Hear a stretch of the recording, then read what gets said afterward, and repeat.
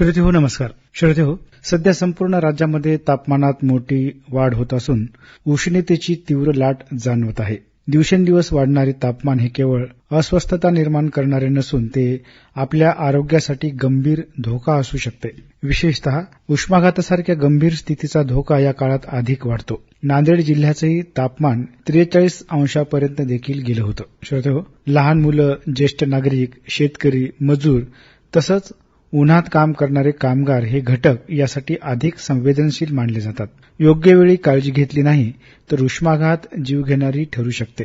त्यामुळे याबाबत योग्य माहिती, प्रतिबंधात्मक आणि तात्काळ उपचार याची माहिती प्रत्येक नागरिकापर्यंत पोहोचवणं अत्यंत आवश्यक आहे.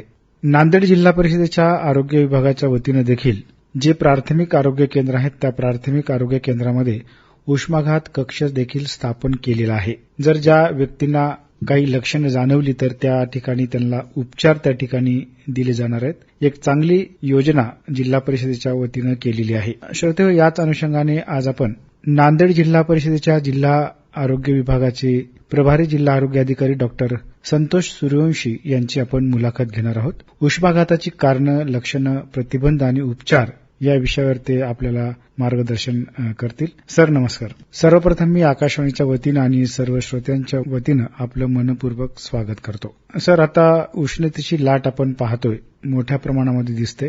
तर ही जी उष्णता वाढली, तापमान वाढले, यामुळे उष्माघात होतोय असं म्हटलं जातं. तर नेमक्या पद्धतीनं उष्माघात म्हणजे काय, काय सांगाल? उष्माघात म्हणजे शरीराचे तापमान खूप वाढणे, साधारणपणे 40 डिग्री सेल्सिअसपेक्षा जास्त, व शरीराचे तापमान नियंत्रण प्रणाली जी असते आपली शरीराची ती निकामी होते. त्यामुळे ही एक इमर्जन्सी मेडिकल कंडिशन आहे. ते उष्माघात नेमकं काय आहे हे आता आपण सांगितले, परंतु आता हे उष्माघात जे होतोय तर नेमकी त्याचे काय कारण आहेत आणि सुरुवातीला काय लक्षणं दिसतात? उष्माघाताची प्रमुख कारणं जर बघितली तर साधारणतः जास्त दीर्घकाळ जर प्रखर उन्हामध्ये आपण जर राहत असाल तर आपण जास्त वेळ थांबतोय उन्हात आणि पुरेसे पाणी न पिणे, त्यासोबत सध्याचं वातावरण दमट आहे आणि उष्ण पण आहे, हे पण वातावरण पण त्यासाठी एक घातक असतं. त्यासोबत आपण जे काही मजूर वर्ग आहे, इतर कर्मचारी किंवा जे काही नागरिक आहेत, जे कष्टाची कामं जी करतात, जसे शेतकरी झाले, बांधकाम मजूर झाले, जेव्हा तापमान जास्त असतं त्या काळामध्ये यांना दीर्घकाळ थांबावं लागतं. त्यासोबत अंगावरती घट्ट गडद रंगाचे कपडे घालणे, हे पण एक प्रामुख्यानं उष्माघाताचं कारण आहेत. आणि उष्माघाताची लक्षणं जर बघितले तुम्ही तर तुम्हाला चक्कर येते, म्हणजे डोकं गरगरतं, विकनेस, अशक्तपणा वाटतो, त्यासोबत शरीराला खूप घाम येतो, तुमचं डोकं दुखण्यास सुरुवात होते, मळमळ, उलटी, त्यासोबत तुमची त्वचा गरम होते आणि लगेच तातडीनं कोरडी पण जाणवायला लागते. नक्कीच, म्हणजे उष्माघात कशामुळे होते त्याची कारणं पण श्रोते आपण ऐकलीत आणि त्याची लक्षणं देखील डॉक्टर साहेबांनी आपल्याला सांगितलेली आहेत. आता हा उष्माघात होतोय, याची काळजी कशी घेतली पाहिजे आपण पाहणारच आहोत, परंतु जास्त धोका कुठल्या व्यक्तींना याच्यामध्ये आहे? आता प्रामुख्यानं धोका जर बघितला तर आपण लहान मुलं आणि वृद्ध माणसं, त्यासोबत गर्भवती महिला आणि शेतकरी व बांधकाम मजूर आणि जे काही दीर्घ आजारानं ग्रस्त असलेले व्यक्ती आहेत ते पण या उष्माघातासाठी त्यांना जास्त धोका आहे. त्यासोबत डिहायड्रेशन ग्रस्त झालेले आहेत, या व्यक्तींना पण उष्माघाताचा धोका आहे. नक्कीच, म्हणजे उष्माघात जे होणारे जे काही व्यक्ती आहेत त्यांनी या काळामध्ये काळजी घ्यावी. लहान मुलं असतील, वृद्ध असतील, जे ज्या वेळेला तापमान जास्त असेल अशा वेळेमध्ये त्यांनी बाहेर देखील पडू नये असं आपण म्हणतोय. तर हे प्रतिबंधात्मक जर काळजी आपल्याला घ्यायची असेल तर काय उपाययोजना नागरिकांनी केल्या पाहिजे? आपण बघितलं तर जे काही टेम्परेचर जे राईज होते सध्या दिवसामध्ये, तो जास्तीत जास्त आपला कालावधी असतो दुपारचा 12 ते 4. शक्यतो नागरिकांनी या कालावधीमध्ये बाहेर जाणं टाळलं पाहिजे. त्यासोबत आपण भरपूर पाणी पिलं पाहिजे, पाण्याचं सेवन झालं पाहिजे. ORS उपलब्ध असेल तर ORSचं सेवन केलं पाहिजे. घरगुती उपायामध्ये आपण ताक असतं, लिंबू पाणी असतं, ते भरपूर प्रमाणात घ्यायला पाहिजे. त्यासोबत आपण जी काही वेशभूषा करतो त्यामध्ये सैल, हलके पांढऱ्या रंगाचे कपडे वापरायला पाहिजे. डोक्यावरती टोपी किंवा महिलांकरता, मुलींकरता स्कार्फ त्यांनी वापरला पाहिजे आणि शक्यतो रिकाम्या पोटी बाहेर जाणं टाळावं. नक्कीच, म्हणजे हे प्रतिकात्मक म्हणून आपण जर काळजी जर घेतली तर उष्माघातापासून आपल्याला बचाव नक्कीच करता येऊ शकतो. सर, आता ह्या उन्हाळ्यामध्ये किंवा या परिस्थितीमध्ये काय म्हणजे आहार असला पाहिजे? पाण्याचं सेवनही आपण सांगितले की पाणी सातत्याने पिलं पाहिजे. तर साधारणतः किती पाणी प्यावं आणि काय आहार असला पाहिजे या काळामध्ये? पाणी बघितलं तर प्रत्येक व्यक्तीने दिवसाला कमीत कमी एक 3 ते 4 लिटर तर पाण्याचं सेवन करायला पाहिजे. त्यासोबत इतर ताक, नारळ पाणी, लिंबू पाणी यांचे पण जसे जमेल तसे सेवन करायला पाहिजे. फळांमध्ये आपण टरबूज, खरबूज आणि काकडी या दिवसांमध्ये सेवन केलं तर शरीरासाठी लाभदायक ठरतं. त्यासोबत काही गोष्टी आपण टाळायला पण पाहिजे, जसं तेलकट मसालेदार पदार्थ असतात हे शक्यतो टाळायला पाहिजे. मद्य घेऊ नये, सेवन करू नये. लोक आहार देखील महत्वाचा आणि सातत्याने पाणी पित राहणं देखील तेवढंच महत्वाचं आहे. समजा असं काही तुम्ही सांगितलं की चक्कर येत आहे किंवा उष्माघातासारखी काही लक्षणं त्या व्यक्तींमध्ये जर दिसत असतील तर काय म्हणजे त्याच्यावर उपचार प्राथमिक स्वरूपामध्ये त्या व्यक्तीने करावेत? घरगुती काय सांगता येऊ शकेल? प्रथम जर तुमच्या निदर्शनास असा कुठला व्यक्ती उष्माघातानं तुम्हाला वाटतंय की उष्माघातानं तो व्यक्ती ग्रस्त आहे, तो पेशंट आहे, तर प्राथमिक स्वरूपामध्ये आपण त्याला एक तर सावलीत नेलं पाहिजे, थंड जागी आणा. नंतर त्यांचे अंगावरचे जे कपडे असतात घट्ट असतात थोडं सैल करायला पाहिजे. त्याला पिण्यास पाणी द्या. पाणी त्यासोबत जर ORS जर उपलब्ध असेल तर ORS द्या.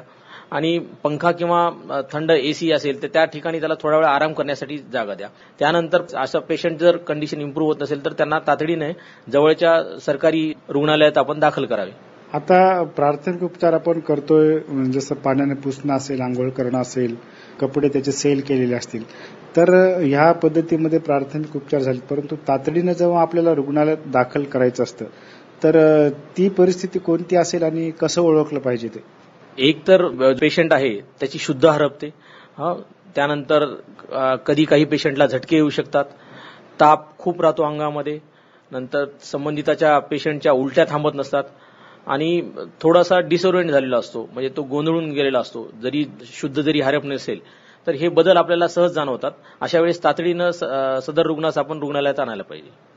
नक्कीच डॉक्टर साहेब, आपण म्हणजे उष्माघात जो होतोय त्याची कारणं, लक्षणं आणि काय काळजी घेतली पाहिजे ह्या गोष्टी आपण करत आहोत. नांदेड जिल्ह्यामध्येही मोठ्या प्रमाणामध्ये आपल्या विभागाच्या वतीनं जनजागृती देखील केलेली आहे. परंतु आपले जे काही प्राथमिक आरोग्य केंद्र असतील, उपकेंद्र असतील, तर या ठिकाणी आपण काय प्रशासनाच्या वतीनं उपाययोजना, खबरदारी म्हणून घेत आहात? आपल्याकडे 70 प्राथमिक आरोग्य केंद्र आहेत. आपण 70 प्राथमिक आरोग्यामध्ये प्रत्येक दवाखान्यामध्ये 2 बेड उष्माघाताच्या रुग्णांसाठी रिझर्व्ह म्हणून ठेवलेले आहेत. त्यासोबत उष्माघात कक्ष आपण स्थापन केलेला आहे, जिथे कूलरची व्यवस्था, त्यानंतर त्यांना थंड पाणी पिण्याची व्यवस्था हे आपण सर्व दवाखान्यांना ठेवण्यास सांगितलेले आहे. जर कुठला पेशंट आला तर तातडीने तिथे उपचार केला जाईल आणि त्यानंतर जिल्हा स्तरावर त्याचं एक रिपोर्टिंग सिस्टीम आपण तयार केलेलं आहे. त्याचा दैनंदिन आपल्याला अहवाल कार्यालयास येतो. आजपर्यंत आपल्याकडे तीव्र उष्माघाताचा पेशंट सरकारी रुग्णालयात कुठे दाखल झाल्याचं आपल्या प्राथमिक आरोग्यामध्ये अजून नाहीये. डिहायड्रेशनचे पेशंट काही झालेले आहेत, पण ते आपल्या स्तरावरून त्वरित त्यांना उपचार देऊन बरं करण्यात आलेले आहे. नक्कीच सर, म्हणजे आपल्या जिल्हा परिषदेच्या आरोग्य विभागाच्या वतीनं जी यंत्रणा, जे काही कक्ष आपण केलेले आहेत त्या माध्यमातून नागरिकांच्या, या रुग्णांच्या सेवा या ठिकाणी होतात आणि त्यांना ही माहिती देखील होत आहे. आणि श्रोते, आपल्याला देखील आता जिल्हा आरोग्याधिकारी डॉक्टर संतोष सूर्यवंशी साहेबांनी ह्या सर्व बाबी अत्यंत बारकावे याच्यामधले सांगितलेले आहेत. आपण देखील काळजी घेणं तेवढंच महत्वाचं आहे. आपण जर काळजी घेतलात तर नक्कीच या उष्माघातापासून आपण दूर राहू शकतो. डॉक्टर साहेब, मला एक सांगा की आता जाता जाता आपण नागरिकांना काय संदेश यावेळेला द्याल? उन्हाळ्यात स्वतःची आणि कुटुंबाची सर्व नागरिकांनी काळजी घ्यायला पाहिजे. पाणी प्या, उन्हापासून बचाव करा आणि उष्माघाताची लक्षणे दिसल्यास तात्काळ उपचार घेण्याकरता रुग्णालयात दाखल व्हा.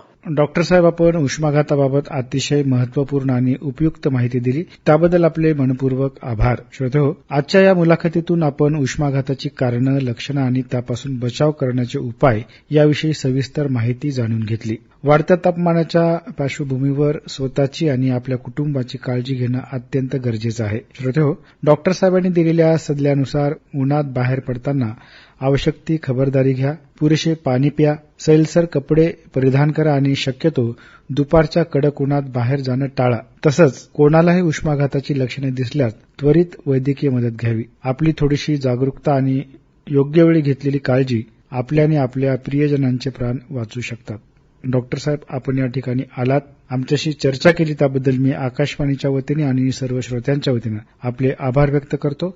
धन्यवाद. धन्यवाद सर.